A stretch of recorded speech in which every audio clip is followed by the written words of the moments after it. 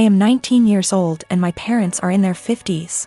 For as long as I can remember, I have been allergic to several things: dairy, wheat / flour / gluten, legumes. Since I was a young child, my parents have completely kept all of them out of our house. While other kids ate breakfast cereals, I ate fish and assorted pickled vegetables for breakfast. While other kids had Lunchables, I had grilled chicken or fish with, again, assorted vegetables, usually sweet potatoes. While other kids ate birthday cake at the birthday party, I had an apple. I never questioned this until a couple of months ago. I was at my aunt's house for my birthday party, and she made brownies for everyone. For me, she took great steps to make them with almond flour and avoided all of my allergies. I started eating them and thought little of it until my aunt suddenly looked at me and, in a panicked way, asked which plate I took the brownies from. I pointed from the one where I got my brownies, and she immediately stood up and told me we had to get my EpiPen. She raced to ask my mother for it, and I sat there scared out of my mind because I had never mistakenly eaten flour before. I noticed my mother had calmed her down, and then she said that we don't have to worry because she had switched the plates of brownies. And after all, I had eaten the ones made with almond flour. I found this incredibly odd because, really, why would she swap the plates? That doesn't even make sense. But for the time being, I let the issue rest. It didn't sit well with me for about a week, and I finally went to get an allergy test. The doctor started with a skin prick test, and lo and behold, I didn't react to any of the above substances. Then he ordered a blood test, and when the results came in, they said that I had absolutely no intolerance to any of the foods I'm supposed to be allergic to. I was furious and called my mother. She eventually admitted that she lied to me because she wanted me to be on a Paleolithic diet and wanted me to be able to avoid all temptations. She raised me with a lie about her own health, but she keeps insisting that I try to see it from her perspective. She spams my phone with messages about how healthy I am, that I never had acne, that I have been in great shape my whole life, that I have strong teeth and bones, and even that I got onto a D1 college tennis team. She has started calling me ungrateful for her intervention and insisting that I really should be glad I never got carb addicted. I don't know what to think. I carried around an EpiPen for all those years, one that I suspect may be fake, seeing as my mother never got me to replace it. And I don't even know anymore. I was born when my parents were both 19, and my only other brother, let's call him Josh, was born when they were 42. They divorced shortly after Josh was introduced to the world. He was 4 months old at the time, and they both wanted nothing to do with the child. At the time, I was 23 and I was living alone with my then girlfriend who was 21, now my wife. And I'd done my best to convince at least one of them to take care of young Josh for his sake and the family's sake. But they refused adamantly and said that I should be taking custody of him instead. So I became legal guardian of my brother, and he's been living with us for the past 12 years, and things have been going really smooth for us. Josh, now almost 13, has been calling me Dad and my wife Mum and our 2 children for 9 years. His siblings, and he has absolutely no idea about his real parents, and to be honest, I let all of that slide. He has no idea that I'm really his blood brother and not his father, and I'm starting to feel guilty and a little weird. Some of my uncles and aunts come to visit occasionally, and they are really disgusted at the fact he calls me Dad, and they are surprised I haven't told him the truth.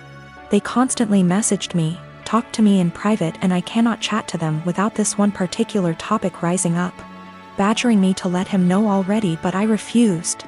I discussed this with my wife, and she thought it would be wrong to tell him the truth because none of my parents wanted to take care of him, and I'm the only person in the world who gave him the father figure everyone deserves.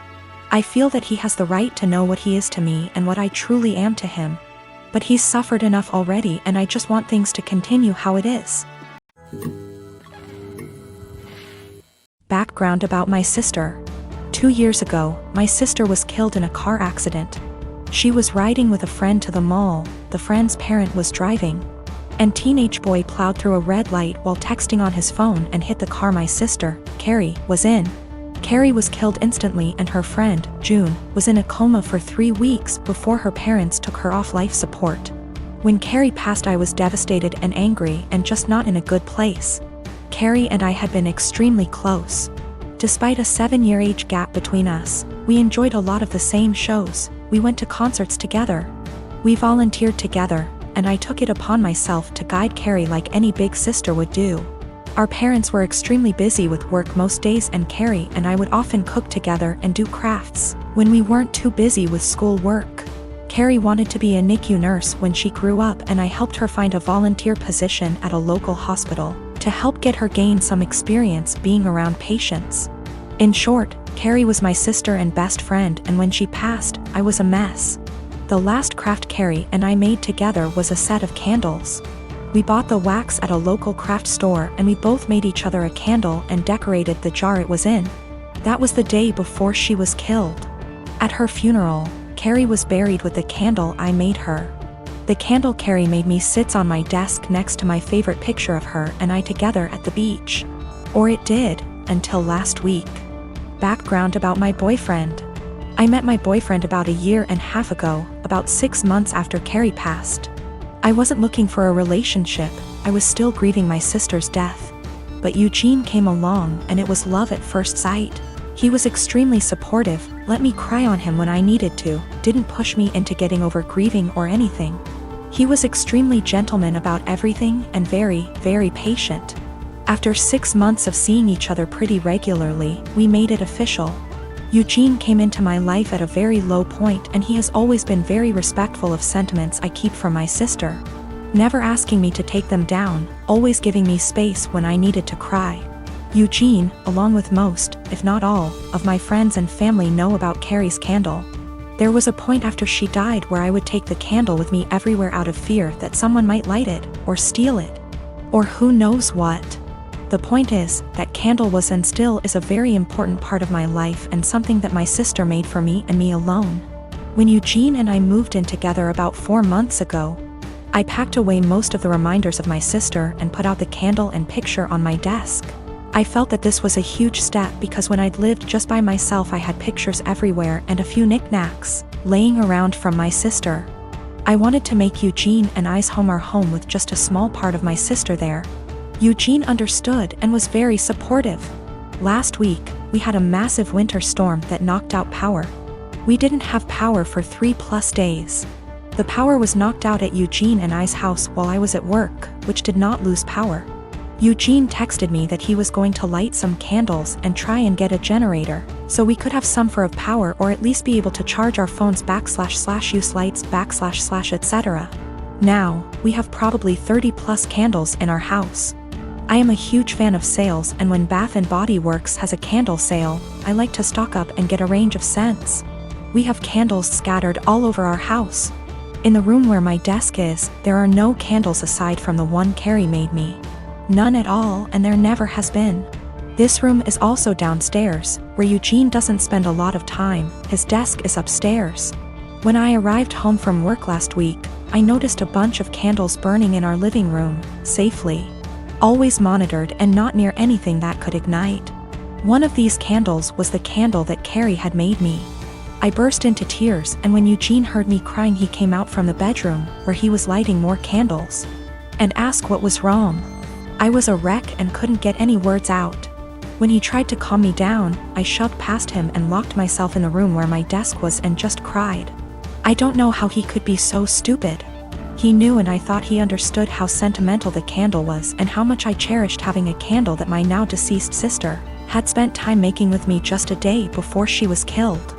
I haven't been able to speak to Eugene since it happened, Tuesday of last week. He has tried to explain why he did it, because he needed candles to be able to see, but I just can't wrap my head around it. He hadn't gotten into the large candle stash I have upstairs right by the living room where Carrie's candle was, but went downstairs, out of the way to grab the most sentimental, cherished item I have. The candle was burning most of the day while I was at work and is now melted and pretty much gone. I do still have the jar it was in, but I can't look at it without bursting into tears. Eugene says it was an accident, but I just don't believe that. He said he was getting around to lighting the candle surplus we have upstairs, but just hadn't gotten there yet. After being home 6 hours alone with no power, I am heartbroken and feel like this is a major slap in the face. I feel disrespected. I feel like he disrespected my sister. I just don't know what to do. I don't feel like I can forgive him for this. University is starting back soon, so many of my friends started moving back to town. I am 17 female, live in a house with 5 friends. I wasn't born in the UK but moved here with my parents when I was 17. We come from another European country, so I speak my native language, English, which is far from perfect. I've been learning Spanish and English since I was little, and my Spanish is better than my English. I don't have an obvious accent in English, people just assume that I am Canadian. We had a small party on Saturday and one friend brought his new girlfriend, Jess. Jess 20, and she's the reason why I am posting here. Jess made sure to let everyone know that she's a polyglot and speaks multiple languages. I was obviously impressed. I study modern languages, meaning that I'm learning Italian and German on top of Spanish.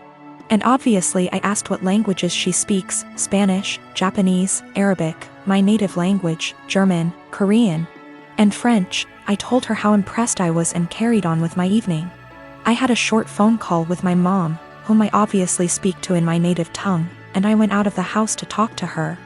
Jess was out in the garden and heard my conversation, and she corrected me on my pronunciation. I told her that she was in the wrong and she insisted that she knows better. I didn't fancy getting into any arguments, so I ignored her and went back inside saying whatever.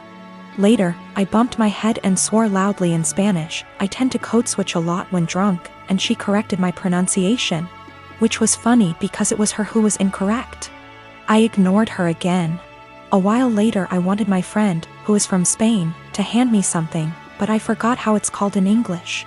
So I said, "Hand me Spanish word, please," knowing my friend would understand.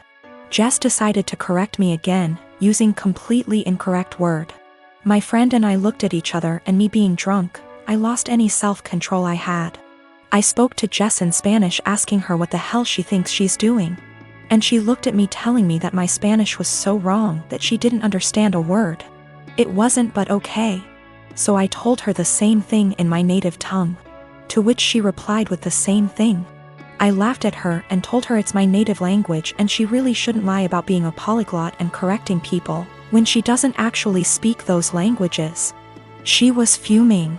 She tried to grab her boyfriend's hand and leave with him, but he was too drunk to care and just said, "Told you to stop lying." I don't know how she got my number, but she called me this morning screaming what an asshole I am to humiliate her like that, and if she knew I spoke the language, she wouldn't have corrected me. I do feel bad now. I realize how humiliating this must have been for her, but on the other hand, she shouldn't have been lying.